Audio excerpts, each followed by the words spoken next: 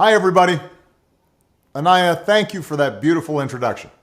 I could not be prouder of everything you've done in your time with the Obama Foundation. And, of course, I couldn't be prouder of all of you in the graduating class of 2020, as well as the teachers and the coaches, and most of all, parents and family who guided you along the way. Now, graduating is a big achievement under any circumstances. Some of you have had to overcome serious obstacles along the way, whether it was an illness or a parent losing a job or living in a neighborhood where people too often count you out. Along with the usual challenges of growing up, all of you have had to deal with the added pressures of social media, reports of school shootings, and the specter of climate change. And then, just as you're about to celebrate having made it through, just as you've been looking forward to proms and senior nights, graduation ceremonies, and let's face it, a whole bunch of parties, the world is turned upside down by a global pandemic. And as much as I'm sure you love your parents, I'll bet that being stuck at home with them and playing board games or watching Tiger King on TV is not exactly how you envisioned the last few months of your senior year. Now, I'll be honest with you. The disappointments of missing a live graduation, those will pass pretty quick. I don't remember much of my own high school graduation. I know that not having to sit there and listen to a commencement speaker isn't all that bad. Mine usually go on way too long. Also, not that many people look great in those caps, especially if you have big ears like me. And you'll have plenty of time to catch up with your friends once the immediate public health crisis is over.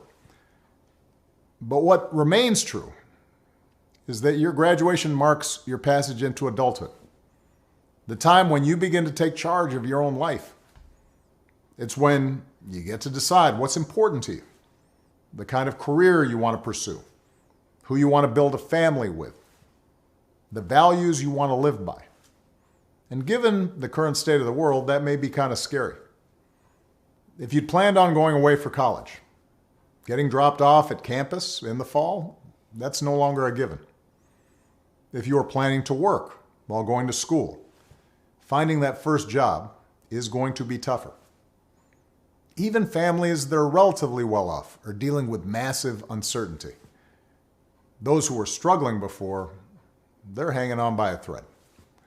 All of which means that you're going to have to grow up faster than some generations.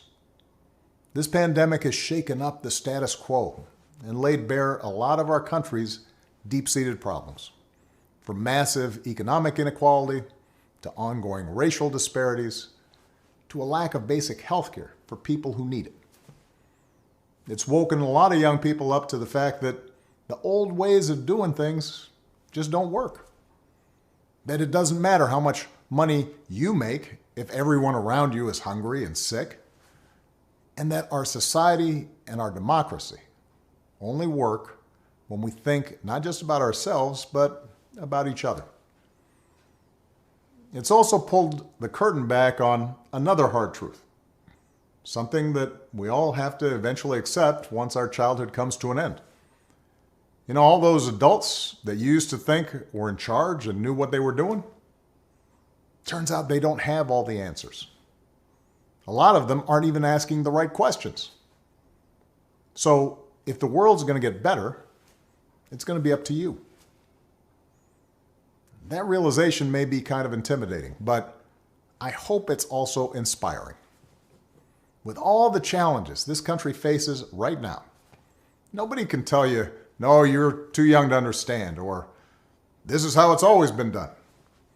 Because with so much uncertainty, with everything suddenly up for grabs, this is your generation's world to shape. Since I'm one of the old guys, I won't tell you what to do with this power that rests in your hands, but I'll leave you with 3 quick pieces of advice. First, don't be afraid. America's gone through tough times before. Slavery, civil war, famine, disease, the Great Depression, and 9/11. And each time, we came out stronger. Usually because a new generation, young people like you, learned from past mistakes, and figured out how to make things better. Second, do what you think is right. Doing what feels good, what's convenient, what's easy, that's how little kids think. Unfortunately, a lot of so-called grown-ups, including some with fancy titles and important jobs, still think that way, which is why things are so screwed up. I hope that instead you decide to ground yourself in values that last, like honesty, hard work, responsibility, fairness, generosity, respect for others. You won't get it right every time. You'll make mistakes, like we all do. But if you listen to the truth that's inside yourself, even when it's hard, even when it's inconvenient, people will notice. They'll gravitate towards you. And you'll be part of the solution instead of part of the problem. And finally, build a community. No one does big things by themselves. Right now, when people are scared, it's easy to be cynical and say, let me just look out for myself, or my family, or people who look or think or pray like me. But if we're going to get through these difficult times, if we're going to create a world where everybody has opportunity to find a job and afford college, if we're going to save the environment and defeat future pandemics, then we're going to have to do it together. So be alive to one another's struggles. Stand up for one another's rights. Leave behind all the old ways of thinking that divide us: sexism, racial prejudice, status, greed, and set the world on a different path. When you need help, Michelle and I have made it the mission of our foundation to give young people like you the skills and support to lead in your own communities and to connect you with other young leaders around the country and around the globe. But the truth is, you don't need us to tell you what to do, because in so many ways, you've already started to lead. Congratulations, class of 2020. Keep making us proud.